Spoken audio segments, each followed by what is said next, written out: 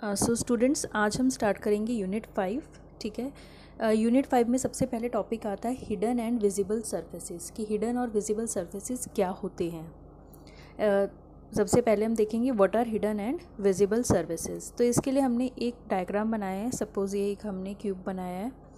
अब इसमें देखो, अगर हम इसका जो फ्रंट है, जो फ्रंट फेस है, अगर हम उसको कलर कर दें, सपोज़ किसी डार्क कलर से कलर कर देंगे तो क्या होगा, और कलर करने के बाद इसे डिस्प्ले करेंगे तो क्या होगा, ये वाली जो आपकी बैक वाली फेस है, जो बैक फेस है उसका इतना ये जो पार्ट है आपका, ये विजिबल नहीं होगा। क्यों?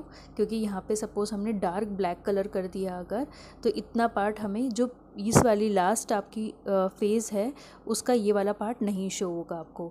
ऐसे ही ये वाली जो फेस है आपका, उसका क्या होगा, उसका ये वाला पार्ट नहीं विजिबल होगा कलर होने की वजह से।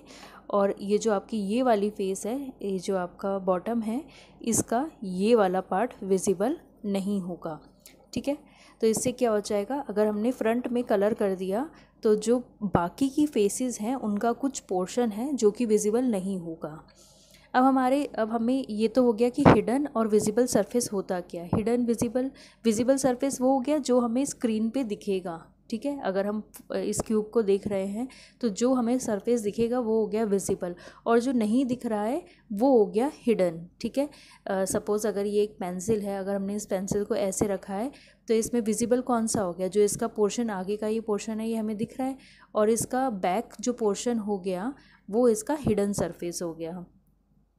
तो अब ये तो हो गया हिडन और विजिबल सरफेस होता क्या है। अब बात आती है कि हमें इसकी ज़रूरत क्या पड़ी, और ये हिडन और विजिबल सरफेस हमें डिटेक्ट करने की क्या ज़रूरत है। What is the need of detecting hidden and visible surfaces. तो यहाँ पे एक प्रॉब्लम ये आई कि ये अप्रोच थी हमारी कि अगर हमें कोई भी इमेज है उसको हमें कंप्यूटर पे या स्क्रीन पे हम उसे शो कर रहे हैं, तो क्या करना है हमें, तो जो पोर्शन उसका विजिबल है हमें सिर्फ वही पोर्शन दिखे, जो उसका पोर्शन हिडन है उसकी हम इंफॉर्मेशन ना स्टोर करें। ठीक है। उसकी जो इन्फॉर्मेशन है उसको हम हार्डवेयर को ना भेजें।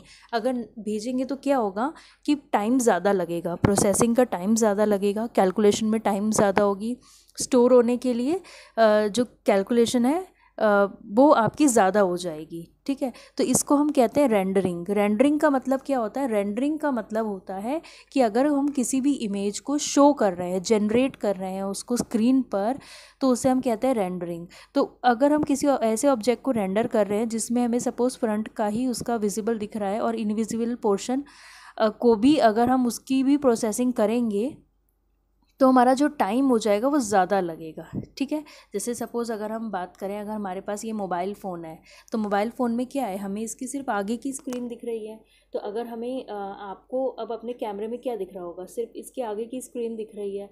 तो हम ये कहना चाहते हैं कि यही इन्फॉर्मेशन सिर्फ इसी के ऊपर हम प्रोसेसिंग करें, जो इसका बैक का पार्ट है जो हमें विजिबल नहीं हो रहा है इस टाइम पे। जब हमने ऐसे रखा है ये मोबाइल तो हमें बैक पोर्शन नहीं दिख रहा है, तो इसकी जो बैक की इन्फॉर्मेशन है, ये जो साइड का जो पोर्शन इनविजिबल है, हिडन है, उसकी जो इन्फॉर्मेशन है उसको हम हार्डवेयर को ना भेजें, क्योंकि उस पर अगर हम प्रोसेसिंग करेंगे तो करने के बाद भी क्या होगा, करने के बाद भी वो शो तो होगी ही नहीं। तो क्या होगा, टाइम तो प्रोसेसिंग में ज़्यादा लगेगा, उस पिक्चर को स्क्रीन पे प्रिंट होने में, शो होने में टाइम ज़्यादा लगेगा, क्योंकि वो सब जो फेसेस है सबके लिए वो कैलकुलेशन कर रहा है।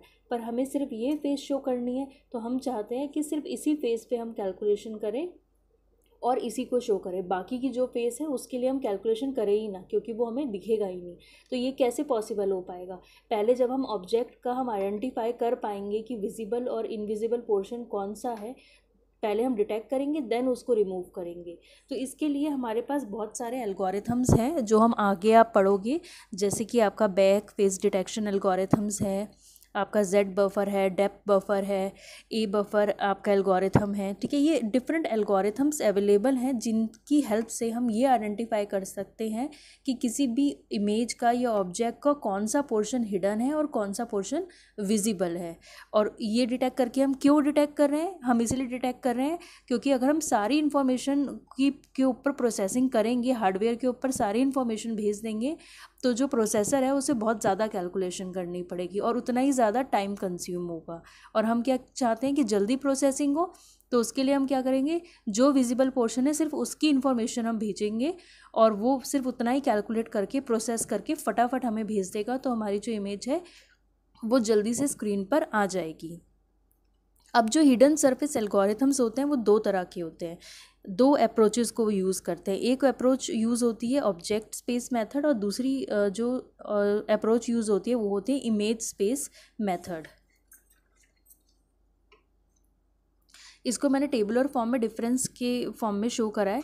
तो ऑब्जेक्ट स्पेस मेथड क्या होता है, ऑब्जेक्ट स्पेस मेथड में क्या होगा, जैसे कोई भी ऑब्जेक्ट है, जैसे मैंने कहा ये पेंसिल है, अब अगर ये ऑब्जेक्ट है तो इस ऑब्जेक्ट के जो फिजिकल कोऑर्डिनेट्स होंगे, जैसे इस पेंसिल की कितनी लेंथ है, ठीक है, कितनी इसकी हाइट है, क्या इसकी इंटेंसिटी है, क्या कलर है, तो इस पेंसिल का जो कोऑर्डिनेट्स है, फिजिकल कोऑर्डिनेट्स है, वो सिर्फ उसी को यूज़ करेगा।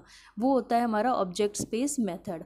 और इमेज स्पेस मेथड में क्या होगा, वो यूज़ करता है व्यू पोर्ट या प्रोजेक्शन कोऑर्डिनेट्स को। व्यू पोर्ट या प्रोजेक्शन कोऑर्डिनेट क्या होते हैं कि ये पेंसिल की अगर जितनी भी लेंथ होगी, ठीक है, तो अगर आप अपने फ़ोन पे देख रहे हो तो एक्चुअल जो पेंसिल की लेंथ है फ़ोन की स्क्रीन उतनी तो नहीं है कि जितनी इस पेंसिल की लेंथ है, ठीक है। या कोई बहुत बड़ा ऑब्जेक्ट है, अगर हम किसी कार को देख रहे हैं, अगर हमें कार हमारे कैमरे की स्क्रीन पे दिख रही है तो एक्चुअल में जो कार का साइज़ है वो साइज़ हमें फ़ोन पे नहीं दिखेगा, फ़ोन की स्क्रीन के अकॉर्डिंग उसके कोऑर्डिनेट्स चेंज हो जाएंगे। तो वो जो कोऑर्डिनेट्स होते हैं उन्हें हम कहते हैं प्रोजेक्शन कोऑर्डिनेट्स। तो इमेज स्पेस मेथड में हम प्रोजेक्शन कोऑर्डिनेट्स को यूज़ करते हैं।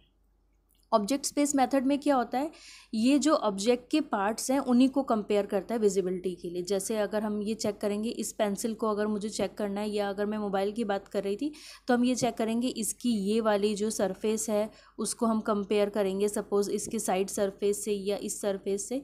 तो जो ऑब्जेक्ट है उसको उसी के अपने ही जो डिफरेंट फेजेस हैं या पार्ट्स हैं उनसे हम कंपेयर करते हैं। और यहाँ पे क्या होता है, यहाँ पे हम पॉइंट टू पॉइंट पिक्सल्स को कंपेयर करते हैं, ठीक है। यहाँ पे पूरे ऑब्जेक्ट के पार्ट्स को चेक कर रहे थे, जैसे फेजेस को चेक कर रहे थे, एजेस को चेक कर रहे थे।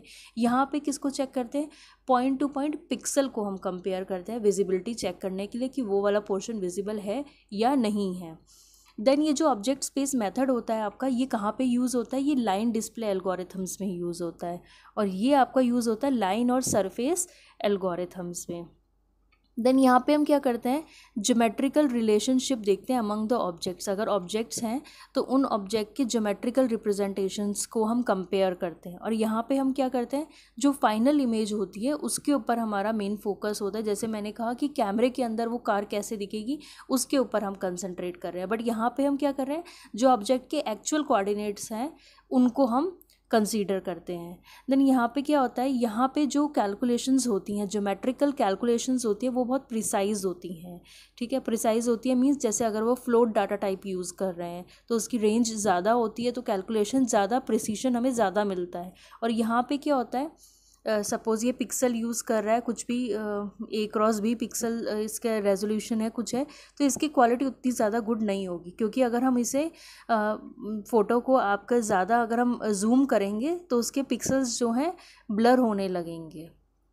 अब क्योंकि यहाँ पे ये फ्लोट यूज़ करता है और ज़्यादा प्रिसाइज होता है, तो उससे क्या हो जाएगा, जब वैल्यू ज़्यादा प्रिसीशन तक लेंगे, ज़्यादा पॉइंट्स तक लेंगे, तो प्रोसेसिंग का टाइम भी ज़्यादा हो जाएगा। और यहाँ पे इसके कंपैरिजन में यहाँ पे प्रोसेसिंग टाइम कम होता है। देन यहाँ पे क्या होता है, कंसीडर करता है ऑब्जेक्ट को सिर्फ एक बार, बट पिक्सल को कंसीडर करता है मैनी टाइम्स। और यहाँ पे रिवर्स हो जाता है कि पिक्सल को एक बार कंसीडर करता है बट ऑब्जेक्ट्स को ये मैनी टाइम कंसीडर करता है। अब यहाँ पे क्या है कि एक पिक्सल हो सकता है कि हम मल्टीपल टाइम ड्रॉ कर लें, और यहाँ पे क्या होगा, पिक्सल एक ही बार ड्रॉ होगा, हो सकता है हम सरफेसेस को मल्टीपल टाइम्स ड्रॉ कर लें। तो ये डिफरेंस है दोनों ऑब्जेक्ट स्पेस मेथड और इमेज स्पेस मेथड के बीच में। अब नेक्स्ट हम जो पढ़ेंगे उसमें हम कोहेरेंस पढ़ेंगे। Thank you.